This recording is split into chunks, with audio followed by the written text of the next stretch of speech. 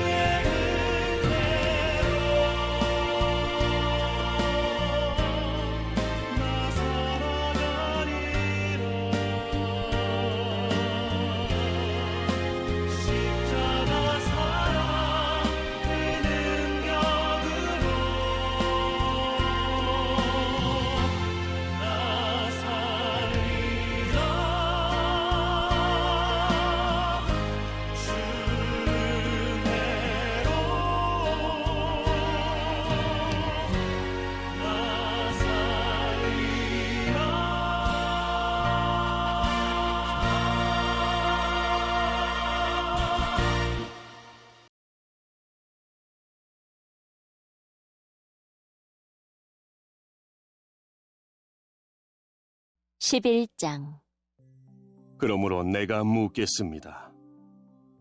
하나님께서 자기 백성을 버리셨습니까? 절대로 그렇지 않습니다. 나 자신도 이스라엘 사람이요 아브라함의 후손이며 베냐민 지파 출신입니다. 하나님께서는 전에 택하신 자기 백성을 버리지 않으셨습니다. 여러분도 성경이 엘리야에 관해 한 말을 잘 알고 계실 것입니다. 엘리야는 이스라엘을 고소하며 하나님께 이렇게 호소하지 않았습니까? 주님, 그들이 주님의 예언자들을 죽이고 주님의 제단들을 헐어버렸습니다. 이제 저 혼자만 남아있는데 그들은 저마저 죽이려 하고 있습니다. 그런데 하나님께서 엘리야에게 무엇이라고 대답하셨습니까? 하나님께서는 내가 바알에게 무릎을 꿇지 않은 사람 7,000명을 나를 위해 남겨두었다고 말씀하셨습니다. 지금도 마찬가지입니다. 지금도 하나님의 은혜로 택함을 받은 남은 자들이 있습니다. 은혜로 하신 것이라면 그것은 행위에 의한 것이 아닙니다. 행위에 의한 것이라면 은혜는 더 이상 은혜가 되지 못할 것입니다. 그러면 무엇입니까? 이스라엘이 간절히 바라던 것을 이스라엘은 얻지 못하고 택함을 받은 자들이 얻었습니다.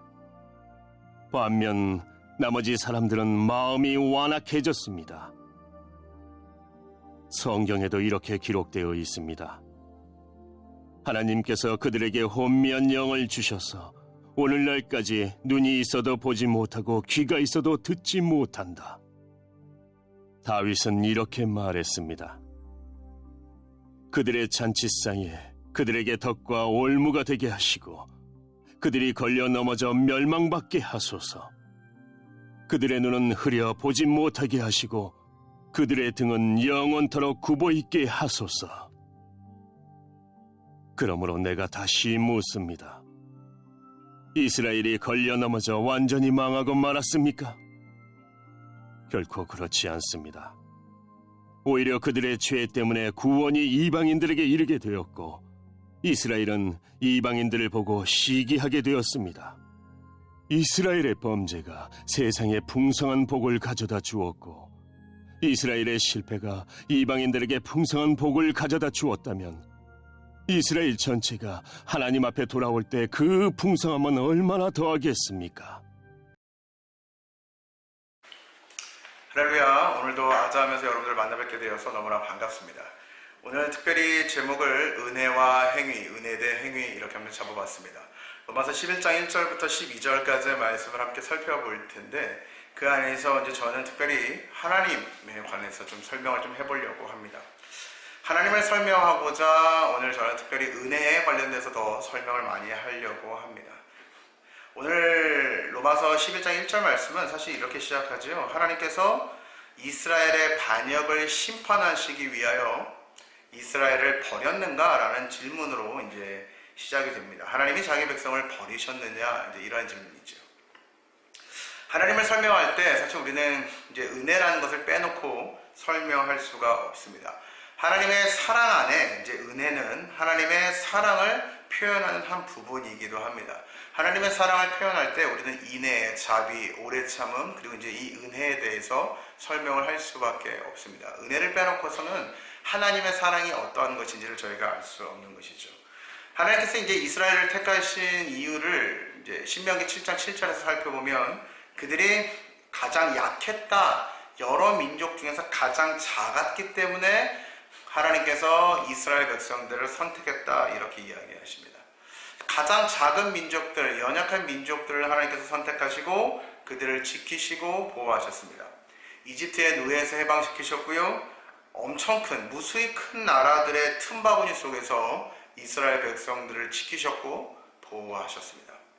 이스라엘 백성들이 뭔가를 굉장히 잘했기 때문이 아니고 성경 안을 이렇게 들여다보면 결국 하나님께서는 이스라엘 백성의 행동에 상관없이 그들이 어떻게 행동했는지에 상관없이 하나님이 끝까지 그들을 지키시고 인내하시고 보호하셨다라는 것들을 저희가 알 수 있습니다. 성경 안을 깊이 살펴보지 않아도 성경에 기록된 이스라엘 백성들의 역사는 불순종의 연속이었다는 걸 저희들이 알 수 있지 않습니까? 그만큼 이스라엘 백성들이 어떠한 칭찬받을 만한 일들, 하나님께 선택받을 만한 일들을 하여서 이스라엘이 선택된 것은 아니다라는 것들을 저희가 알 수 있습니다. 그래서 이들을 이스라엘 백성들의 행위로만 판단한다면 당연히 심판받고 버려져야 합당합니다. 하지만 바울은 이야기합니다. 그럴 수 없느니라. 하나님께서 자기 백성을 버릴 수 없다라고 이야기합니다. 사실 이 그럴 수 없느니라 라고 번역된 개역 개정 말씀보다 원문은 조금 더 강력하게 절대로 그럴 수 없느니라 이렇게 이야기하고 있습니다. 그러니까 굉장히 강조된 것이죠. 하나님은 우리처럼 우리에게 무언가를 주실 때에 우리의 행위대로 갚지 않으시고 은혜로 갚으셨습니다. 이것이 은혜입니다. 어떠한 조건이 없는 것, 하나님이 무언가를 선택하고 진행하실 때에 조건이 존재하지 않는 것, 그것이 바로 은혜입니다. 끝까지 하나님은 자신이 부르신 대로 이스라엘 백성들을 또 우리를 자신의 뜻대로 데리고 가십니다. 이것이 은혜입니다. 행위대로 갚으신다면 오늘 이 자리에 지금 이 아잠을 시청하고 계시는 모든 분들이 아무도 하나님 앞에 설 수 없겠죠. 그러나 우리는 지금 이렇게 하나님의 말씀을 듣고 하나님의 뜻대로 걸어가기 위하여 오늘 부르심 받은 자라는 것들을 저희는 알 수 있습니다. 그것이 결코 우리의 어떠한 잘나서 우리가 무언가를 잘해서 이루어진 것은 아니라는 것들을 다 알고 계시죠. 하나님께서는 자신의 은혜대로, 하나님의 은혜대로 그 선하신 뜻을 따라 행동하십니다. 생각해 보십시오. 니느웨로 가지 않고 다시스로 도망하던 요나를 다시 니느웨 땅으로 선지자로서 세우십니다. 물론 요나는 하나님이 말씀하신 대로 행동하지 않았지만 여전히 하나님께서는 요나를 니느웨 가운데 부르신 하나님의 말씀을 전달하는 선지자로 세우셨습니다. 아버지께 고자질하던 요셉이 있습니다. 형들을 고자질했던 그 요셉은 애굽의 국무총리로 세워지고 또 그의 손을 통하여 가족들을 구원하게 하십니다. 그것이 바로 하나님이시죠. 누구보다도 이런 상황 가운데서 바울 자신을 본다면 바울 자신이 경험한 하나님의 은혜는 아마 그가 가장 잘 설명하지 않을까 싶습니다. 여러분, 바울이 어떤 사람입니까? 1절 뒷부분에 보면 자신을 가리켜서 세 가지로 이야기합니다. 자신은 이스라엘 사람이요, 아브라함의 씨에서 난 자요, 베냐민의 지파다, 이렇게 이야기하죠. 누구보다 하나님을 잘 이해해야 하고 또 하나님을 잘 압니다. 그 안에서 계보도 이루어졌고 당위성도 부여받았고 또 하나님의 말씀들이 이렇게 이어져서 내려오는 그러한 지파였습니다. 북이스라엘과 남유다로 갈라졌을 때에도 베냐민은 남유다에 속하여서 정체성, 자신들이 하나님의 백성으로서의 살아가는 정체성을 지켰던 그 지파 아니겠습니까? 그런 자신에게 은혜가 빠져버리니까 자신의 의만 남는 것입니다.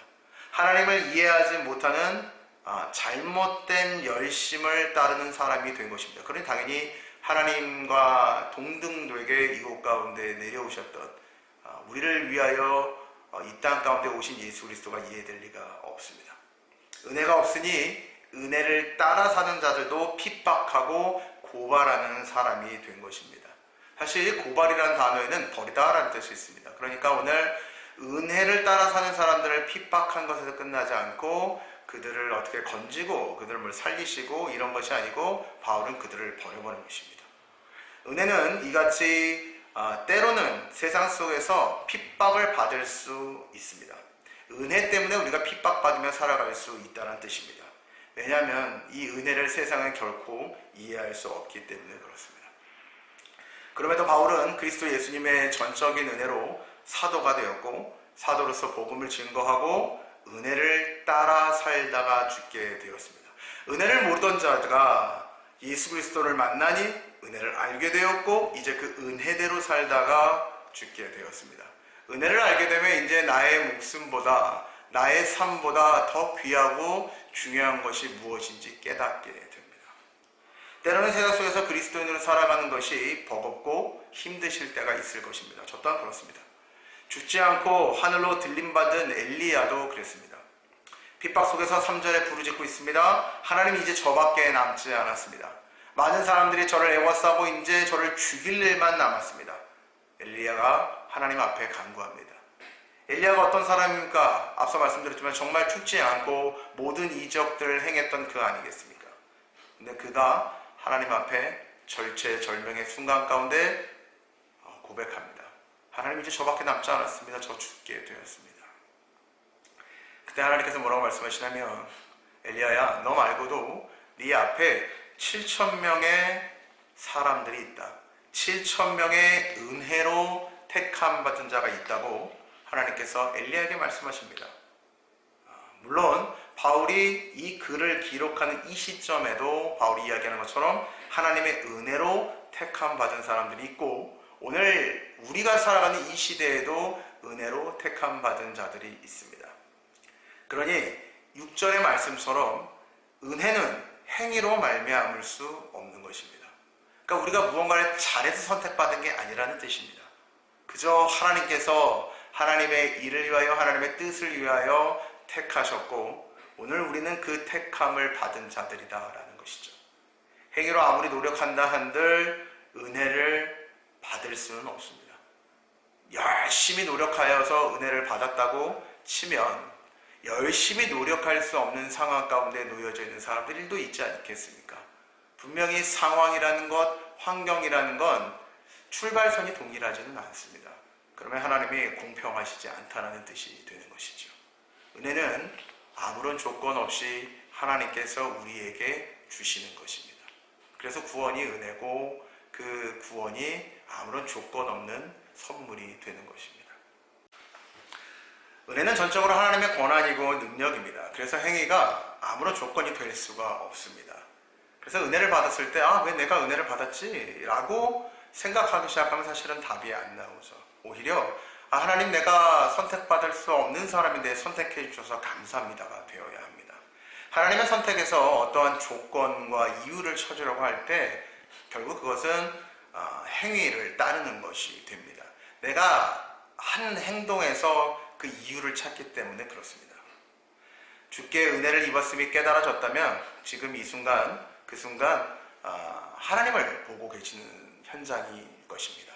사랑하는 우리 성도님 여러분들, 여러분들을 은혜로 선택하시고 지금까지 이끌어오신 그 하나님 옆에 감사하실 수 있는 가정과 여러분 개개인이 되시기를 축복합니다. 그리고 하나님의 선택에 틀림이 없음을 믿으시고, 여러분들에게 능력을 찾지 마시고 여러분을 선택하신 그 하나님의 능력과 그 권능을 경험하시는 여러분들, 그것들을 구하는 여러분들 되시면 좋겠습니다. 이제 여기서 우리는 마지막까지 하나님의 은혜가 어떤 것인지를 바로 바라볼 수 있어야 합니다. 하나님께는 포기라는 단어가 없습니다. 아직 이스라엘 백성들이 하나님의 사랑을 이해하지도 못했고 깨닫지도 못했습니다. 그래서 하나님께서 보내주신 가장 큰 은혜인 예수 그리스도를 받아들이지 못했고, 그의 피값도 자신의 것으로 받아들이지 못했죠. 그러나 결국 하나님의 은혜로 선택하셨던 그 이스라엘 백성들은 하나님 앞으로 돌아오게 될 것입니다. 그리스도 예수님의 풍성함을 경험하게 될 것이고 성령 충만함을 입게 될 것입니다. 여기서 우리는 생각해 보아야 됩니다. 하나님의 은혜는 멈추지 않습니다. 포기하지 않습니다. 그리고 하나님이 선택한 자들에게 끝까지 주어지게 될 것입니다. 그러니 우리는 누군가의 구원과 누군가의 은혜 받았음을 판단하지 말고 그들의 악한 행위 외에 반응하는 것보다는 왜 은혜 받은 사람이 저렇게 행동할까? 왜 은혜 받은 사람이 저런 생각을 할까라고 반응하기보다는 하나님의 은혜를 끝까지 믿고 우리는 의지해야 합니다.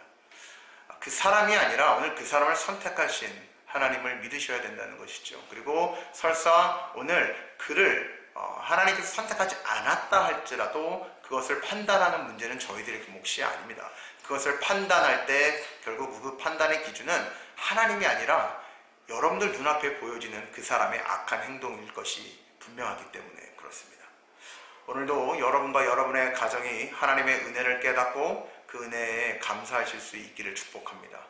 무엇보다 이 은혜를 하나님께서 거두지 않고 끝까지 여러분들 앞에 펼치시고 계심을 기억하셨으면 좋겠습니다. 때로는 우리가 연약하기 때문에 실수할 수도 있고 떨어질 수도 있고 낭망할 수도 있습니다. 그러나 포기하지 마십시오. 하나님의 은혜는 멈춘 적이 없고 하나님의 인도하심은 지금 여러분들과 함께 하시고 계십니다.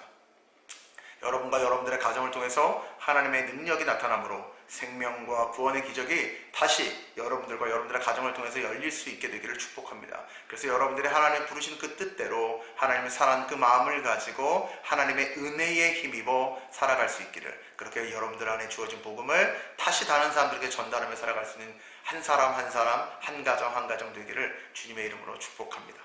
기도하겠습니다.